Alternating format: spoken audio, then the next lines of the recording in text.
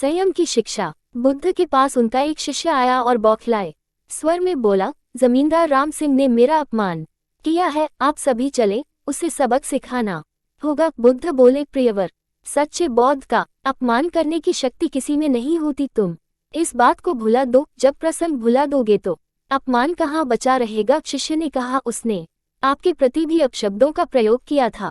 आप चलिए तो सही, आपको देखते ही वह शर्मिंदा हो जाएगा और क्षमा मांग लेगा, इससे मैं संतुष्ट हो जाऊंगा। बुद्ध कुछ विचार कर बोले, अच्छा, यदि ऐसी बात है तो मैं अवश्य ही राम जी के पास चलकर उसे समझाने का प्रयास करूंगा। शिष्य ने आतुर होकर कहा, चलिए, नहीं तो रात हो जाएगी। बुद्ध ने कहा, रात आएगी तो क्या, रात के पश्चात दिन भी तो आएगा। यदि तुम वहां चलना आवश्यक ही समझते हो तो मुझे कल याद दिलाना। कल चलेगी। दूसरे दिन बात आई गई हो गई। शिष्य अपने काम में लग गया और बुद्ध अपनी साधना में लीन हो गए। दोपहर होने पर बुद्ध ने शिष्य से पूछा, आज राम जी के पास चलना है? शिष्य ने कहा, नहीं, मैंने जब घटना पर फिर से विचार किया तो मुझे इस बात का आभास हुआ कि भूल मेरी ही थी। अब राम जी के पास चलने की कोई जरूरत नहीं है। बुद्ध ने मुस्कुराकर कहा, अगर हम तुरंत प्रतिक्रिया देने से बचे तो हमारे भीतर की कटुता समाप्त हो जाती है। शिष्य बुद्ध का